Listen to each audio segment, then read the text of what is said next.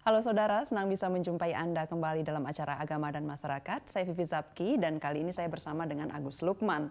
Pertama kami ingin mengucapkan selamat Hari Raya Idul Fitri lebih dulu kepada Anda yang merayakan. Dan semoga Anda bisa merayakannya dengan tenang bersama keluarga. Kami kali ini ingin mengajak Anda berjalan-jalan ke Timur Tengah, tepatnya ke Mesir. Kami akan mengulas ada apa dengan Mesir. Tentu saja Lebaran ini mungkin dirayakan oleh orang-orang yang ada di Mesir dengan sungguh hati yang tidak tenang ya Mas Agus ya. Betul. Nah, saudara, gelombang demokrasi melanda wilayah Timur Tengah dan setelah sebelumnya ada Libya, Tunisia, sekarang gelombang aksi demonstrasi juga terjadi di Mesir. Krisis di Mesir kemudian menjadi isu yang sangat ramai sekali, banyak kemudian penceramah yang mengangkat isu ini dalam materi-materi dakwah mereka, termasuk diantaranya menyebut sebagai konflik agama.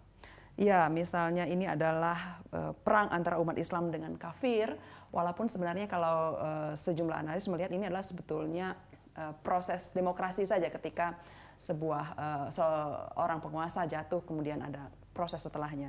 Apakah memang konflik di Mesir ini merupakan konflik agama atau konflik politik atau ada sesuatu hal yang lain? Kita nanti akan coba untuk mencari perspektif yang lebih jernih lagi supaya kita bisa melihatnya dengan lebih lapang. Untuk melihat masalah ini kita sudah berdiskusi, kita sudah menghadirkan dua narasumber kita. Ya, pertama di sebelah saya adalah Zuhairi Misrawi, pengamat Timur Tengah dan juga alumnus Universitas Al-Azhar Kairo di Mesir. Apa kabar Mas Zuhairi? Terima kasih.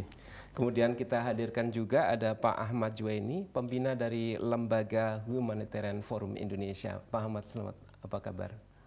Baik sekali. Nah, kita langsung dulu ke Pak Zuhairi ya. Pertanyaan pertama tentu saja seperti disampaikan oleh Agus tadi. Ya.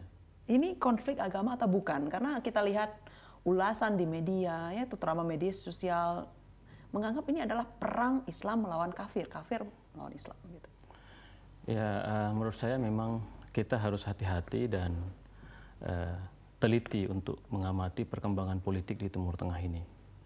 Karena apa? Karena sangat dinamis dalam proses transisi demokrasi dan tentu saja ini memang membutuhkan kesabaran dan tentu saja mungkin di dalamnya banyak konflik atau riak-riak yang terjadi di dalamnya.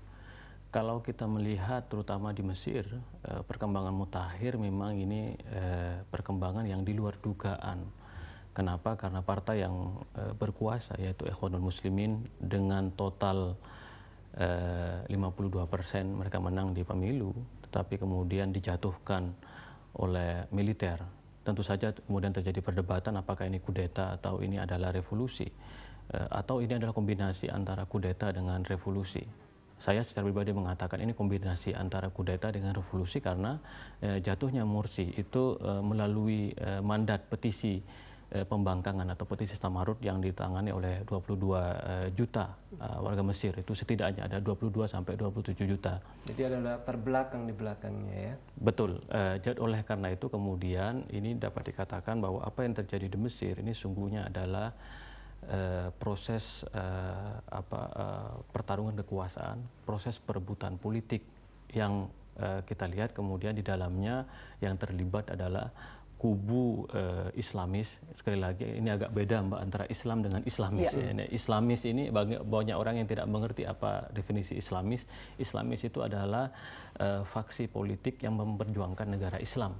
Jadi memang agak beda nih terma dalam politik Islam. Bisa jadi misalnya dia memperjuangkan tapi dia bukan orang Islam, bisa jadi. Betul, kan, saya Islam, ya? Islam tapi orientasi politik saya adalah nasionalis.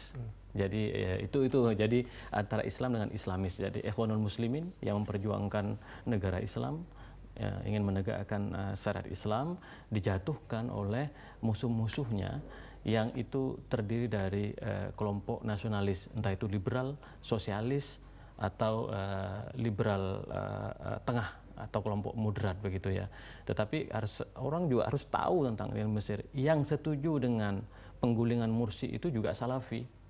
Kayak kelompok Islamis juga. Jadi sebetulnya sama-sama Islam ya? Sama-sama Islamis versus Islamis. Juga didukung oleh Al-Azhar, juga didukung oleh Kristen Koptik. Jadi ini secara clear ini adalah pertarungan kekuasaan, proses transisi yang diantara misinya sungguhnya adalah memperbaiki proses perjalanan revolusi atau transisi demokrasi 25 Januari. Jadi ada satu perumpamaan yang sangat menarik bagi orang Mesir itu. Ini perumpamaan Mursi atau Ikhwanul Muslimin yang mengenal Mesir itu ibarat sebagai sopir mobil. Kalau sopirnya ugal-ugalan, mau ugal-ugalan nabrak kiri kanan, maka kata orang Mesir sebaiknya kita ganti sopirnya saja begitu. Nah, dan sebenarnya kalau ada sebenarnya jalan tengah ideal itu adalah tuntutan Pilpres dipercepat. Pada tanggal 30 Juli itu demo yang terjadi besar-besaran itu, sebenarnya kalau Ikhwanul Muslimin mau Pilpres dipercepat, maka tidak akan terjadi tragedi politik sampai sejauh ini ya. Indikator perang saudara itu bisa dihindari kalau mau Pilpres dipercepat, tapi kita tidak tahu apa dibalik ketidakmauan Ikhwanul Muslimin untuk pemilu dipercepat itu. Masih lebih mending Husni Mubarak mau mundur ya?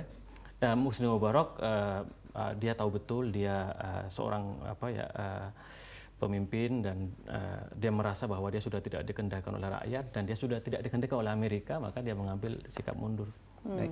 Mas Ahmad Juwaini, kita lihat pada akhirnya kan apa yang terjadi di Mesir ini ujung-ujungnya adalah bencana kemanusiaan ya. Kita lihat banyak orang meninggal akibat konflik ini. Nah, kalau Humanitarian Forum Indonesia ini kan forum lintas agama yang memberi bantuan kemanusiaan. Bagaimana melihat Mesir di tengah misalnya perdebatan di Indonesia yang menyebut ini adalah saudara sesama Islam yang harus dibantu dengan alasan itu.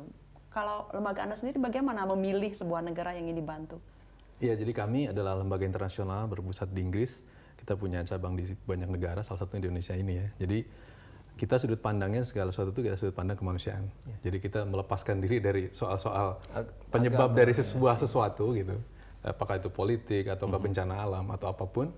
Kita lebih melihat kalau ketika sudah ada jatuh korban yang berdarah, yang masuk rumah sakit, nah kita menggerakkanlah segenap kemampuan kita, baik di lokal maupun internasional, untuk membantu gitu. Jadi spirit kita hanyalah bagaimana agar korban-korban yang berjatuhan itu bisa kita tolong gitu ya. Tentu kita juga terus mengurangi ekses-ekses dan efek-efek dari sebuah peristiwa atau keadaan itu. Kalau bisa, kalau misalnya kita boleh berharap, misalnya contoh di Mesir, segeralah berdamai gitu. Itu adalah yang kita inginkan. Karena yang paling mengerikan adalah kalau korbannya terus bertambah terus ya dari waktu ke waktu. Siapa ya sebetulnya yang jadi korban dalam konflik ini? Ya saya kira prinsipnya setiap orang yang berdarah dan terluka pada dasarnya ada korban gitu. Jadi itu yang kita inikan. Jadi spiritnya bagaimana kemudian kita mengurangi lah sebagai sesama manusia di dunia ini, jangan sampai ada yang terbunuh, yang jadi korban dan menderita. Itu yang paling kita hindari gitu. Terganggu tapi tidak misal dengan perdebatan soal Islam, bukan Islam ketika menggerakkan misalnya mencari bantuan, membantu semacam jadi agak ragu-ragu begitu ya? Iya, jadi saya kira kan pada dasarnya umumnya kalau saya lihat tuh ya, kita terbagi pada 3 bagian yang besar ya. Yang pertama adalah mengaitkan peristiwa Mesir dengan agama. Kemudian yang kedua mengaitkan masalah Mesir dengan peristiwa politik. Dan yang ketiga mengaitkan peristiwa Mesir dengan masalah kemanusiaan.